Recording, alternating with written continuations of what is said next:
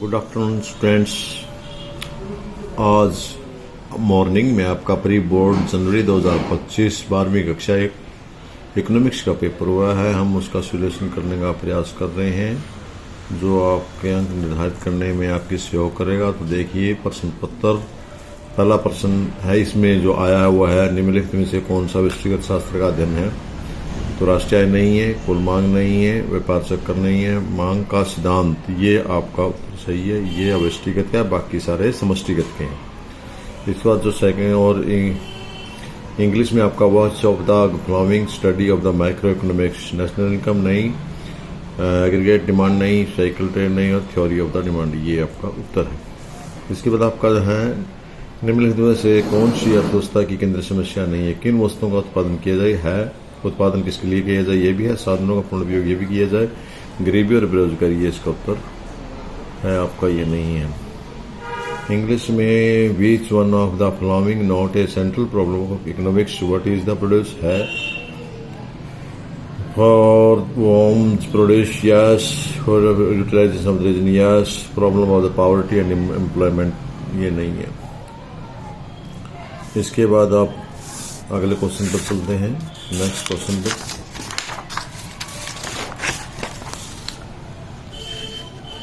Question number 3, बंदी लागत क्या है। बिजली का बिल नहीं, ये टर्म में आता है, फ्लो है। कच्चे माल का खर्च, ये भी फ्लो में आता है, टर्म है। दैनिक के मजदूरी, ये भी बार बार नहीं आती है। स्थायी पूंजी का उपभोग, ये आपका मंदी लागत है। जो स्थायी पूंजी पर जितना ब्याज है वो लगना ही लगना है, आप प्रोडक्शन करें या ना करें।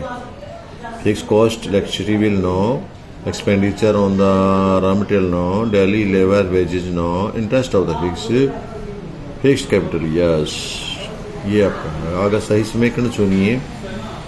टी आर बराबर ए आर रॉन्ग, गलत है।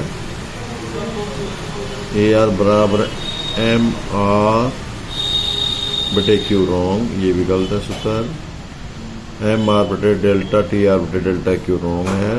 और एम आर बराबर टी आर टोटल आई बटे क्यू, मात्रा को यदि हम टोटल आई से डिवाइड कर देंगे तो औसत आई आपकी जो एवरेज रेवेन्यू है वो आ जाएगा। ठीक है। आगतों का वस्तु में परिवर्तन क्या कहलाता है। लाभ नहीं, रॉन्ग। हानि नहीं, उत्पादन, बिल्कुल ठीक बात है। जब वस्तुओं को हम ट्रांसफॉर्मेशन करते हैं तो वो इनपुट होकर के आउटपुट होने की क्रिया को प्रोडक्शन कहलाता है, उत्पादन कहते हैं। ठीक है।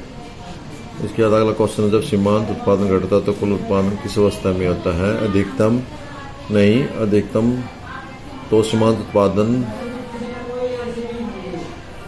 नहीं होता, शिथिर भी नहीं होता है, घटती दर से बढ़ता है। जब हमारा कुल उत्पादन घटती दर से बढ़ता है उस समय हमारा सीमांत उत्पादन घटता है, और जब हमारा कुल उत्पादन शिथिर होता है तो हमारा सीमांत उत्पादन शून्य हो जाता है।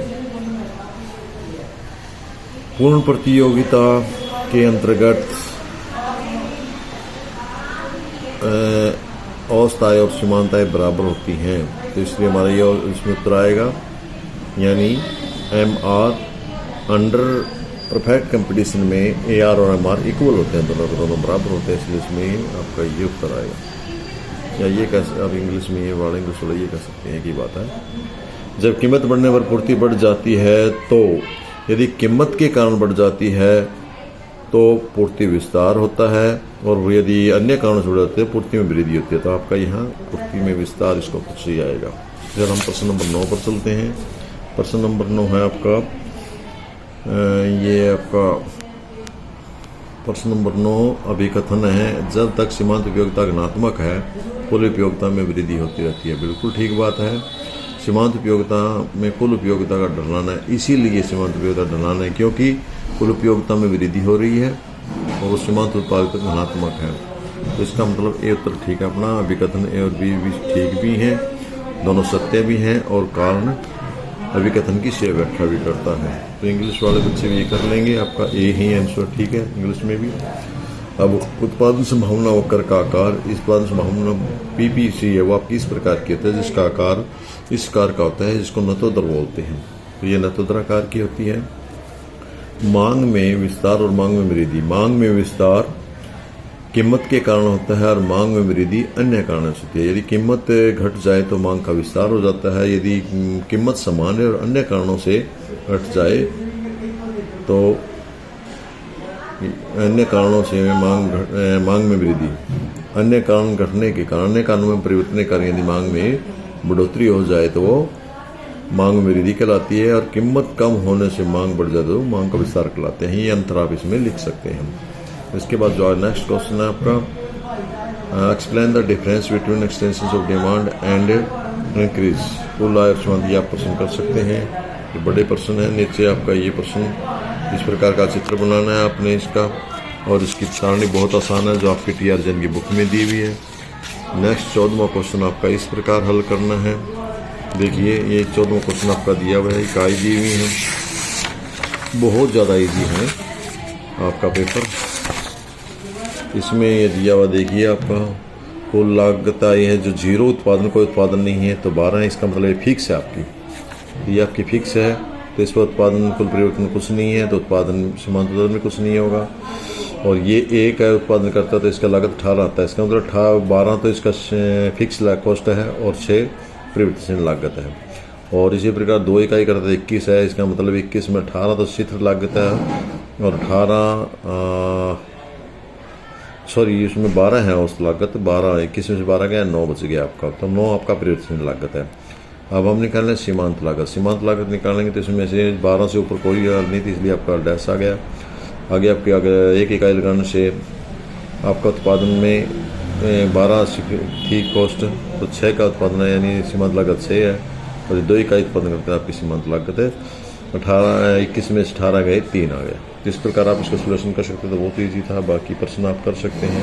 जो आपके सारे प्रश्न कौन से हैं, न्यूमेरिकल में बहुत ईजी प्रश्न है। इसके बाद हम चलते हैं सेकंड भाग पर। तो सेकंड भाग में भारतीय रिजर्व बैंक की स्थापना कब हुई थी? 1935 में। सभी बच्चों को पता है इस बात का, याद भी किया गया। वित्तीय वर्ष का प्रारंभ होता है 1 जुलाई, 1 अप्रैल से शुरू होता है आपका। 1 अप्रैल टू 31 मार्च तक होता है आपका ये फाइनेंशियल ईयर, वित्तीय वर्ष। भारत में 1 रुपये का नोट कौन जारी करता है? रिजर्व बैंक 2 रुपये से ऊपर के सारे नोट जारी करता है। भारतीय स्टेट बैंक कोई भी नोट जारी नहीं करता, राज्यपाल कोई भी नोट जारी नहीं करता। ओनली राज्य और भारत सरकार है वो 1 रुपये का नोट और सिक्के जारी करते हैं। आगे है औसत उपभोग प्रवृत्ति। क्या है औसत उपभोग प्रवृत्ति का सूत्र है? वो होता है औसत उपभोग प्रवृत्ति बराबर है आपके C/Y। तो आपका ये पहला ये तो ठीक है। इसके बाद परिवार की आय किसका अक्सर क्या उदाहरण है? स्टॉक भी होती है। किसी किसी परिवार की आय है वो सालाना फिक्स होती है और किसी की मंथली आती है, तो इसलिए इसको हम परिवार की आय को दोनों में मानते हैं। ए और बी दोनों हो सकती हैं। MPC 0.5 तो MPS का मूल्य क्या होगा? यदि आप MPC सूत्र MPC का K का ये रखें आप, MPC जमा में MPS बराबर 1 होता है। MPS में 1 में से MPC घटा देता है, MPS का उत्तर आ जाए आपका 0, ये आ जाए आपका 0.5। इसके बाद आपका बाजार कीमत 25वां क्वेश्चन 24वां क्वेश्चन आपका GST एक है, इनडायरेक्ट टैक्स है आपका, क्योंकि इसके काराघात और कारापात अलग अलग हैं। कारापात होता है दुकानदार पर और काराघात होता है कस्टमर पर, इसलिए ये इनडायरेक्ट टैक्स है। डायरेक्ट टैक्स इनकम पर होता है। आगे आपका बाजार पर जो सकल घरेलू उत्पादन है, इसमें आपका GDP at the market price और NDP at the market price में तो यहाँ क्या आएगा? डिप्रिसिएशन घटा देंगे हम। G और N है ग्रोस माइनस नेट, ग्रोस में नेट जाएगा, डिप्रिसिएशन घटा देंगे तो इसका उत्तर आपका गिशावट आएगा। डिप्रिसिएशन घटाना पड़ेगा इसमें, तो आपका सारणी पूरी हो जाएगी। इसके बाद अगला क्वेश्चन आपका है 26वां क्वेश्चन।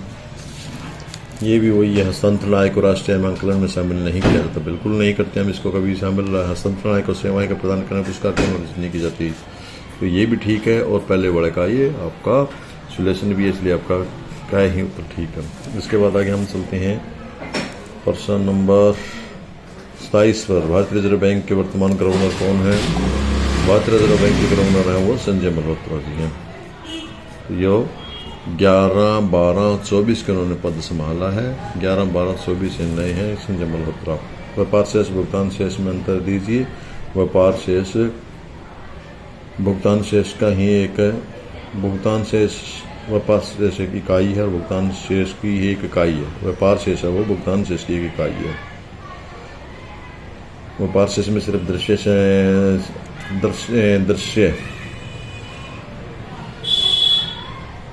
और अदृश्य भुगतान शेष में पूरा भुगतान शामिल होता है। आगे ये क्वेश्चन कर सकते हैं आप। ये एक आपका क्वेश्चन है जो मैंने सरल किया है। देखिए एमपीसी आपकी है 2/3, तो के निकालेंगे हम, गुणक निकालेंगे, सूत्र फार्मूला करके गुणक आएगा आपका 3 और हम फार्मूला फिर गुणक का लगाएंगे, ये सूत्र लगाएंगे तो इन्वेस्टमेंट आपका 2000 गुणक 3 ये करेंगे तो आपका